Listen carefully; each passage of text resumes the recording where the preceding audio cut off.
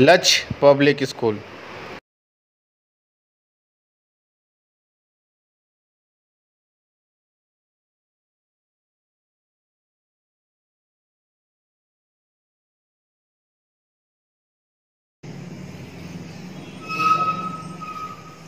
Good morning, students.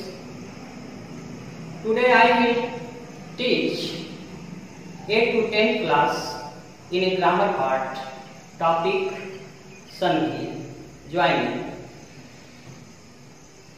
First of all, my sweet good morning, all of you. I hope that you are happy and safety at home. पहले मैंने संधि के बारे में पढ़ा चुका हूं। उस दिन मैंने बताया था कि संधि को मैं 2 पार्ट में कर देता हूं। पहला पार्ट मैं पढ़ा चुका हूं जिसमें स्वर संधि के बारे में सविस्तार मैंने विवरण दिया है। आप लोग ध्यानपूर्वक उसे देखेंगे और कृपया उसे स्मरण में रखेंगे। दूसरा पार्ट मैं आज पढ़ाने जा रहा हूं जिसका खंड है दूसरा व्यंजन संधि और इसके बाद होगा विसर्ग संधि।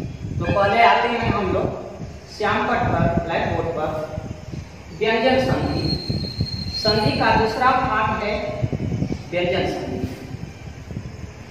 इसका परिभाषा है व्यंजन के साथ, ध्यान दीजिएगा, व्यंजन के साथ व्यंजन अथवा स्वर, व्यंजन के साथ व्यंजन अथवा स्वर के मेल से जो विकार या परिवर्तन होता है उसे व्यंजन संधि कहते हैं।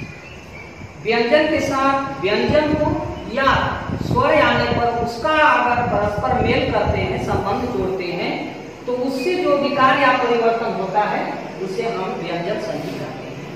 आइए व्यंजन संधि के कुछ प्रमुख नियम दिए गए हैं जिन्हें हम देखेंगे।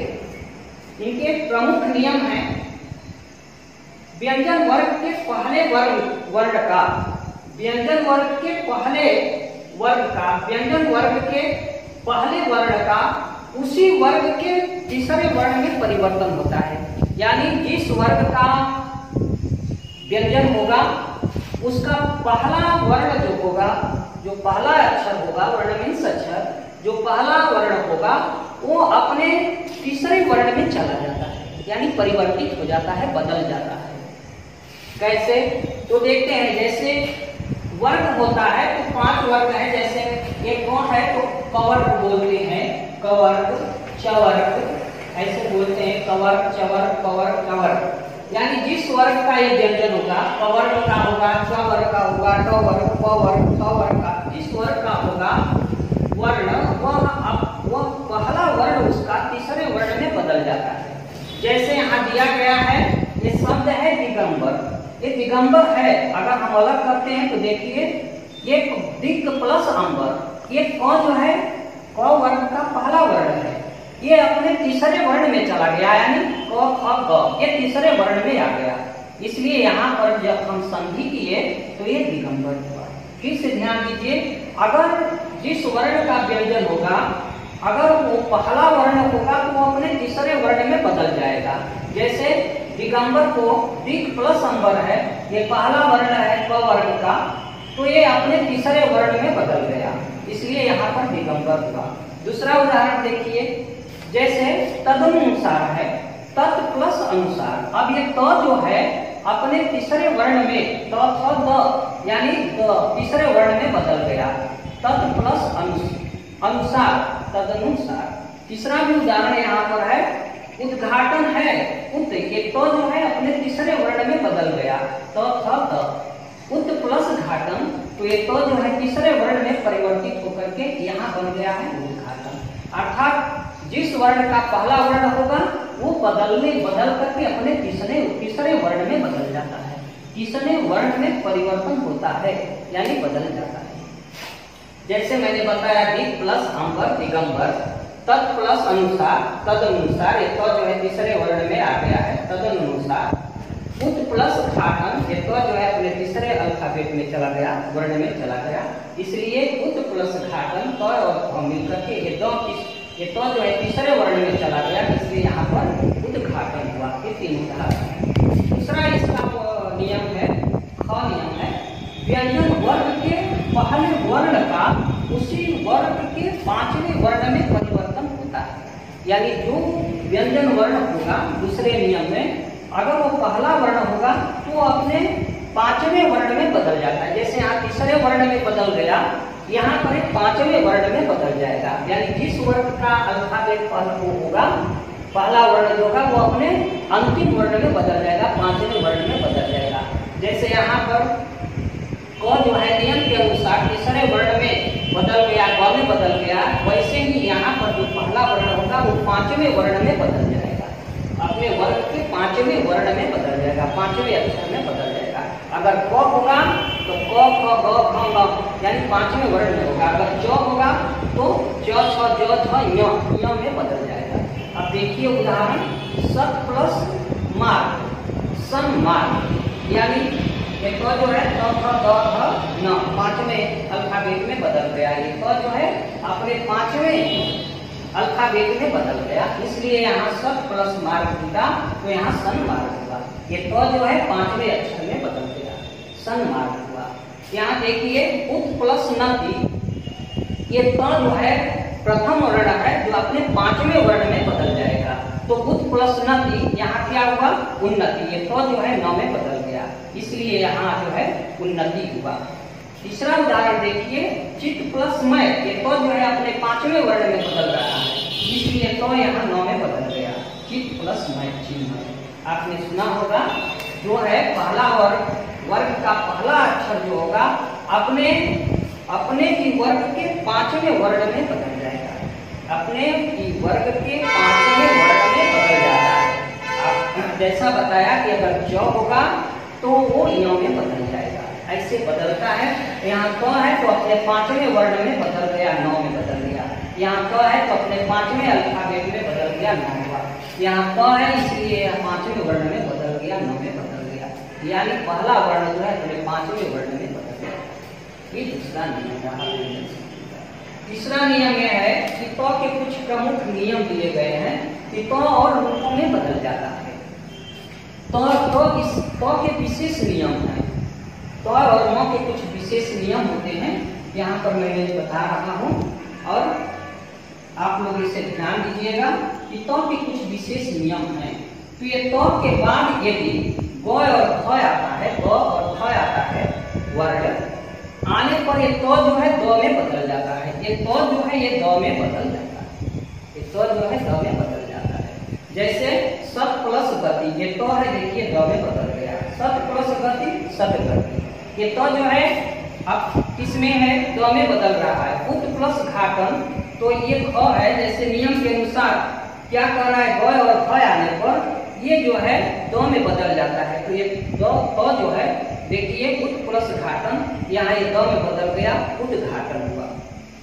ये तो जो है द में बदल गया, सत प्लस गति सदगति। ये तो जो है ये द में बदल गया, इसलिए उत प्लस घाटन क्या हो गया यहाँ पर, उद्घाटन। अर्थात ये तो के ये विशेष नियम है कि तो के बाद यदि ग और ख आता है तो ये जो है द में बदल जाता है। दूसरा इसका है, तो के बाद यदि च और छ आता है, अल्फाबेट च और छ आने पर ये च और छ जो है क की जगह पर च में बदल जाता है। फिर से देखिए, तो के बाद यदि च छ आता है तो ये तो जो है च में बदल जाता है। सीधा सा नियम है, तो के बाद यदि च छ आता है तो ये तो जो है च में बदल जाता है। जैसे यहाँ पर देखिए सत प्लस चरित्र है, ये तो जो है च में बदल रहा है, यानी च में बदल रहा है, ये च में बदल रहा है। सत प्लस चरित्र सच्चरित्र। और ध्यान दीजिए, तो के बाद यदि च छ आता है तो ये तो जो है च में बदल जाता है, इसलिए तो जो है च में बदल रहा है। सत प्लस चरित्र सच्चरित्र। ध्यान दीजिए, तीसरा नियम, तो के बाद यदि जो आने पर ये तो जो है ज में बदल जाता है। जैसे सत प्लस जन, ये तो जो है ज में चेंज हुआ, बदल गया, सत प्लस जन सत्य। ये जो है क ख और ग, ये व्यंजन संधि के कुछ प्रमुख नियम और उदाहरण दिए गए हैं। आप इसे ध्यान में रखिएगा और याद करिएगा। मैं आशा नहीं पूर्ण विश्वास करता हूँ कि आप लोग इसे एक बार, 2 बार, 3 बार इसका रिवीजन करके स्मरण में रखें।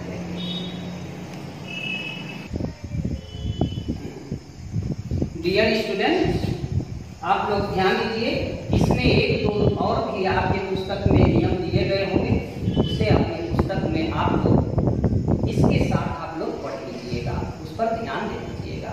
फिर अगर क्लास अगर हम लोग लेते हैं तो इस पर हम लोग विचार करेंगे, तो सब एक साथ ही हम लोग। My dear students, please take attention here. आप लोग संधि का तीसरा भाग पढ़ने जा रहे हैं। संधि का तीसरा प्रकार है विसर्ग संधि। इसका परिभाषा है विसर्ग, ये विसर्ग का चिन्ह है। विसर्ग के साथ स्वर या व्यंजन, स्वर आए या व्यंजन आए, इसके साथ अगर स्वर आए या व्यंजन आए तो जब इसका हम मेल करते हैं, इसका परस्पर मेल करते हैं, तो जो विकार या परिवर्तन होता है उसे ही हम विसर्ग संधि करते हैं। यानी विसर्ग के साथ स्वर या व्यंजन का मेल विसर्ग संधि कहलाता है। विसर्ग के साथ स्वर या व्यंजन का मेल से जो विकार उत्पन्न होता है उसे हम विसर्ग संधि कहते हैं। जैसे मैंने कुछ उदाहरण दिया, देखिए विसर्ग है टू प्लस जन। इस विसर्ग के साथ व्यंजन जो है, यहाँ स्वर और व्यंजन का मेल कर रहे हैं, ये जन है जो, तो ये क्या हुआ दुर्जन। यहाँ विसर्ग है एक, और से अगर हम इससे मेल करते हैं तो ये विसर्ग संधि हुआ मनोहर, ये ओ में बदल जाता है। नियम के अंतर्गत पढ़ेंगे। निह प्लस जन है, ये विसर्ग के साथ इससे हम मेल करते हैं तो यहाँ पर, यानी विसर्ग के साथ अगर व्यंजन या स्वर का जो मेल हम करते हैं तो उसे हम विसर्ग संधि करते हैं। अब विसर्ग संधि के कुछ प्रमुख नियम दिए गए हैं। यहाँ पर मैं 5 नियमों का उल्लेख किया हूँ। विसर्ग संधि के कुछ हम नियम दिए गए हैं, यहाँ पर मैं 5 नियम दिए हैं, कृपया इस पर ध्यान दीजिएगा। विसर्ग के बाद यदि च या छ आता है तो ये विसर्ग जो है 100 में बदल जाता है। ध्यान दीजिए, अगर ये विसर्ग के बाद अगर ये च और छ आता है तो ये जो विसर्ग जो है 100 में बदल जाता है। फॉर एग्जाम्पल, उदाहरण स्वरूप देखिए, टू प्लस चरित्र, ये विसर्ग है, इसके बाद ये च आता है तो जो है ये च जो है 100 में बदल गया, यानी 100 में बदल गया, इसलिए यहाँ दुष्चरित्र होगा। फिर से ध्यान दीजिए, विसर्ग के बाद यदि च या छ आता है तो ये विसर्ग जो है 100 में बदल जाता है।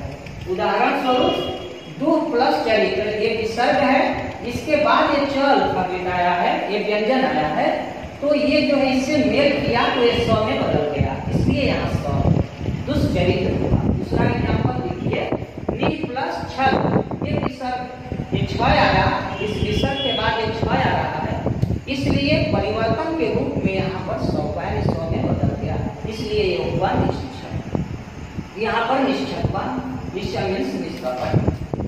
दूसरा नियम है, विसर्ग के बाद यदि त या फ आता है तो ये विसर्ग जो है ये दांती स में बदल जाता है। फिर से देखिए, अगर विसर्ग के बाद त या फ आता है तो ये विसर्ग जो है इस दांती स हाफ में बदल जाता है। जैसे यहाँ पर मैं उदाहरण स्वरूप लिखा, नमः प्लस ए नमस्ते, वच्छ प्लस थल वच्छ स्थल, ये 2 उदाहरण हैं। ये विसर्ग के बाद ये ट और फ आता है तो ये विसर्ग जो है इस दांती स में बदल जाता है। और तीसरा नियम है विसर्ग का ऊ होना, यानी विसर्ग आए और उससे अगर हम स्वर और व्यंजन का मेल कराते हैं तो जो है वो हो जाता है, ये विसर्ग जो है वो बन जाता है। जैसे देखिए, मन प्लस हर, ये विसर्ग जो है ओ में बदल रहा है, ओ में बदल गया, यहाँ मात्रा हो गया आया, इसलिए यहाँ पर मनोहर हुआ। मना प्लस हर, यहाँ वायु वृद्ध बोलते हैं, वय प्लस वृद्ध, वयु वृद्धि हुआ, यानी वो में बदल गया। ये विसर्ग जो है ये वो मात्रा में बदल गया। मना प्लस ज, ये विसर्ग जो है इससे मेल किया तो ये वो में बदल गया, इसलिए यहाँ पर मना प्लस जो मन से जन्म लेता है वो मन। अब जो है विसर्ग का र होना, ये विसर्ग जो है र में बदल जाता है। कैसे बदल जाता है? ये विसर्ग संधि में आता है, ये विसर्ग जो है र में बदल जाता है।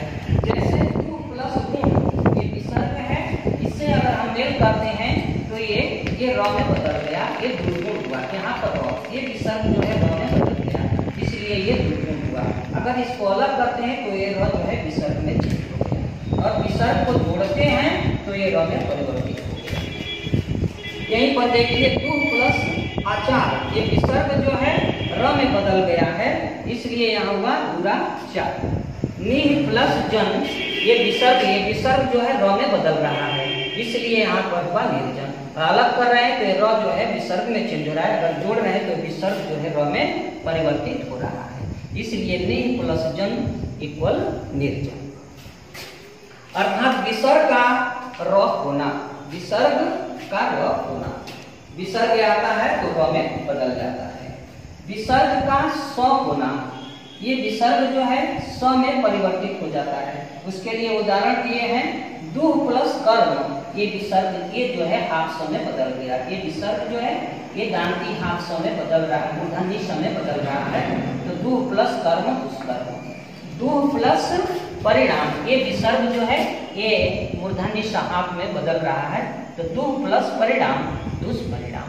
इस प्रकार से इस विसर्ग संधि का परिभाषा और उसके कुछ प्रमुख नियम दिए गए हैं, यहाँ पर इस पर ध्यान दीजिएगा और ये उदाहरण और एग्जाम्पल आप याद कर लीजिए। मुझे आशा ही नहीं पूर्ण विश्वास है कि आप लोग घर पर इसका लाभ उठाएंगे। आज के लिए और सबके लिए आगे के लिए इतना ही, और आप लोग के लिए विशेष है धन्यवाद। Subscribe now and press the bell icon. Never miss an update.